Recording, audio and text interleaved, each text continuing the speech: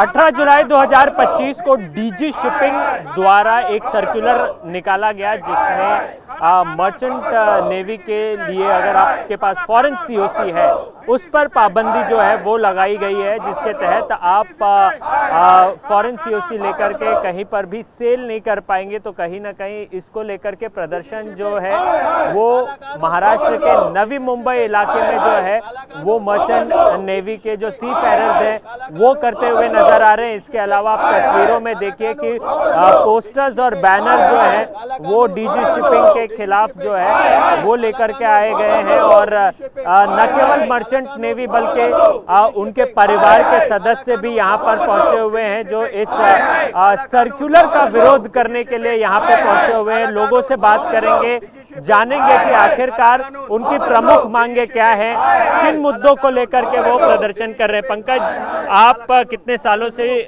जो है वो मर्चेंट नेवी में है और बताएं कि इस कानून को लेकर के आपका क्या विरोध है? सर, मेरे को अराउंड 20 साल हो गया है शिपिंग लाइन में, फ्रॉम कैडेट से मास्टर्स तक। और इस कानून ने जो हमें रोका है जॉब्स के लिए, उससे सर हमारी फैमिली बहुत इफेक्ट हो रही है। और मैं ही नहीं सर, लाखों फैमिली हैं, 40,000 लोग हैं, उनकी फैमिलियाँ, एक पर्सन कम से कम 4 से 5 फैमिली को पाल रहा है और किसी के घर में अलग अलग सिचुएशन है। कहाँ से करेंगे सर? एक प्रकार से ये नोटबंदी जैसा कर दिया कि इमीडिएटली आपने स्टॉप कर दिया, ना कोई एरेंडम निकाला कि एक टाइम नहीं दिया, टाइम दिया जाता कि 3 महीने 6 महीने, ना कोई टाइम दिया गया और स्टिल जो डिसकंटिन्यू कर दिया। अब सर कहाँ जाएं? जो हमारी लाइबिलिटीज़ हैं, लोन लाइबिलिटीज़ हैं, घर की रिक्वायरमेंट्स कहाँ से फुलफिल होंगी? सर, सवाल ये भी है कि आखिर ये फॉरेन सीओसी है क्या? अगर आप आम भाषा में इसको समझा सके, और इसके बैन होने से आप लोगों की नौकरी क्यों अफेक्ट हो रही है? सर, ये फॉरेन सीओसी है जो हम विदेश से सर्टिफिकेट लेते हैं, जैसे मेडिकल वाले जाते हैं, इंजीनियरिंग वाले जाते हैं, वो पढ़ाई करके 2 साल 4 साल की और अपनी सर्टिफिकेट लगाते हैं और इंडिया में आके इम्प्लाइज हो जाते हैं। वैसे ही हमारा सीओसी का है, हम दूसरे देश से अपनी सर्टिफिकेट लेते हैं, जाते हैं, कोर्स करते हैं, सर्टिफिकेट लेते हैं और हम अपना यहाँ के काम करते हैं दूसरे देश में। तो ये सर्टिफिकेट है। डीजी शिपिंग ने क्या किया, तुरंत प्रभाव से उसको बैन कर दिया। क्यों कर दिया? हमें वो तो चाहिए, जस्टिफिकेशन तो चाहिए ना। 18 तारीख को एकदम से सर्कुलर निकाल दिया, आज के बाद कोई नहीं जाएगा। हमारी फैमिली इफेक्ट हो गई सर। हम तो रोड पे आ गए हैं, ईएमआई भरनी है, बच्चों की फीस भरनी है, कहाँ से भरें हम? कोई जरिया ही नहीं है। तो बहुत सारे लोग हैं यहाँ पे, तस्वीरों में देख सकते हैं कि कैसे जो है वो रिवोक सर्कुलर और कहीं ना कहीं मांग कर रहे हैं। कुछ और लोग जुड़े हैं, उनसे भी बात करते हैं। आप अपना नाम बताएं पहले तो, और ये बताएं कि अगर ये बैन हुआ है तो फिर किन लोगों को अलाउ किया है? कौन है वो लोग फिर जो भारत में भी सेल कर सकते हैं? उसी क्या इस लाइसेंस के द्वारा या इस सीओसी के द्वारा विदेश के लोग सेल कर सकते हैं? देखिए साहब, अगर हम और एक पाकिस्तान, बांग्लादेशी, श्रीलंकन एक ही शिप पे हैं, सेम डॉक्यूमेंटेशन है और वो शिप इंडिया आ रहा है, तो उस पर से हमें उतार दिया जा रहा है, लेकिन वो सेल कर सकते हैं, जबकि हमारे भी वैलिड डॉक्यूमेंट है और उनके भी। ये सब इसलिए हो रहा है because of corruption only in DG shipping, क्योंकि वो लोग हमें चाहते ही नहीं है कि हम लोग सेल करें। 30-40 हज़ार लोगों की नौकरी एक दिन में खाना, ये कहीं का कानून नहीं है। और एक एक्ट घोषित किया गया according to the constitution of India, 1958 act shipping का है, जो उसमें साफ साफ लिखा है कि डीजी को कोई ऑथराइजेशन ही नहीं है फॉरेन सीओसीज बैन करने का। तो भी इन्होंने ये किया।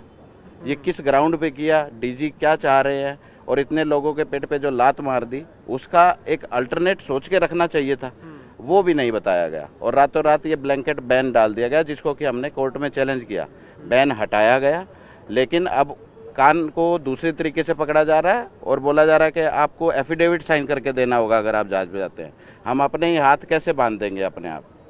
और हमारे 10 साल 15 साल पहले हम कहाँ से चालू हुए, कहाँ से हम सेल करना चालू किया, वो सब रिकॉर्ड छाने जा रहे हैं अब। जबकि हम पिछले 5 साल से 10 साल से as a chief engineer master sail कर रहे हैं। इसमें लेकिन नुकसान क्या है आप लोगों का? अगर आपको रिकॉर्ड्स मांगे जा रहे हैं तो नुकसान क्या है? रिकॉर्ड साहब, अब मैं जब पढ़ता था, छोटा था, तो मैंने 2nd क्लास नहीं की, ठीक है? तो उसका मतलब ये कि मैं अब जाऊं और वो 2nd क्लास करके आऊं पहले, फिर 3rd में एडमिशन लूं, ये प्रॉब्लम है, ठीक है? इसके अलावा अगर आप बता पाए कि फॉरेन सीओसी तो निश्चित रूप से बैन किए, तो किन देशों को जो है वो अलाउ किया है? क्या विदेशी जो इंडियन सीफेरर को छोड़ के बाकी सारे देशों जैसे इंडिया, पाकिस्तान हो गया, बांग्लादेश हो गया, इंडोनेशिया हो गया, मलेशिया हो गया, इन सब के लोगों के पास जिन्हों के पास के ये फॉरेन इशूड लाइसेंस COC है, उनको सेल करने के लिए अलाउ किया जा रहा है। और वो वैसे अगर इंडिया आता है तो उन नेशनैलिटियों को कोई प्रॉब्लम नहीं हो रही है, उनको DG शिपिंग या सर्वेयर कोई दिक्कत नहीं दे रहा है। पर अगर इंडियन के पास ये लाइसेंस है तो DG शिपिंग सिर्फ उन्हीं को बोल रहा है कि तुम्हारे डॉक्यूमेंट्स हम चेक करना चाहेंगे, वेरिफिकेशन कराना चाहेंगे और पता करना चाहेंगे कि आपने लाइसेंस लिया कहाँ से। कारण क्या है, कारण क्या है? इवन देखिए आप, अभी जो ये इन्होंने अपना एक सर्कुलर में कुछ देशों की लिस्ट निकाली कि ये अगर आप COC है आपके पास तो आप सेल कर सकते हैं। उसमें एक नाम ईरान का है जो कि इंटरनेशनल मैरीटाइम ऑर्गेनाइजेशन के अंडर भी नहीं आता, वो अपना पर्शियन मैरीटाइम ऑर्गेनाइजेशन चला रहे हैं, PMO IMO के अंडर में नहीं काम कर रहे, लेकिन उनका COC हम ले सकते हैं, ऐसा बोल रहे हैं, क्योंकि इनका अपना भाईचारा है, MOU साइन है, ठीक है, DG शिपिंग का। तो हम अब पहले पर्शियन लैंग्वेज सीखें, उसके बाद वो एग्ज़ाम दें और उसके बाद हम कुछ कर सकते हैं उनका लाइसेंस लेके। तो कहीं ना कहीं आप उन लोगों को सुन रहे थे, लेकिन जो मर्चेंट नेवी में, लेकिन उनके परिवार वाले वो लोग जिनके सच्ची में जो अफेक्ट होने वाले हैं, जो परिवार के हिस्सा है, वो सारे लोग, उनसे बात करेंगे। मैम, आप बताएं कि आपके परिवार से कौन जो है वो एम्प्लॉयड है मर्चेंट नेवी में? और छोटा लड़का चिप इंजीनियर है, शिप में नौकरी कर रहा है, अभी शिप में ही है। कितने लोग हैं परिवार में? परिवार में हम लोग 8 है। 8 लोग हैं और पूरा भार उन्हीं के सर? हाँ, उनके सर पे ही है। और मैं कैंसर पेशेंट हूँ, मेरा ट्रीटमेंट टाटा में चल रहा है। सरकार से क्या डिमांड करते हैं? सरकार से डिमांड कर रहा हूँ, मेरा लड़का को नौकरी वापस दे दो और कुछ नहीं। मैम, आप भी आई हुई हैं, आप कौन हैं? मैं, मेरे हस्बैंड श्याम बहादुर चौहान है, कैप्टन है, मैं उनकी वाइफ हूँ। सेम चीज़ हमारे साथ भी है, हमारे बच्चे कॉलेज में है, फीस है, घर का EMI है। एक अर्निंग आदमी, ब्रेड अर्निंग यही है, दूसरा कोई है नहीं। आज मतलब ये बैन करने की वजह से हमारी पूरी फैमिली तो रोड पे आ गई है। अभी हमारे पास कुछ ऑप्शन नहीं है ना, कौन काम देगा, जॉब हम इस उम्र में कौन हम लोग को जॉब देगा? ये उम्र हम लोग का जॉब करने की है।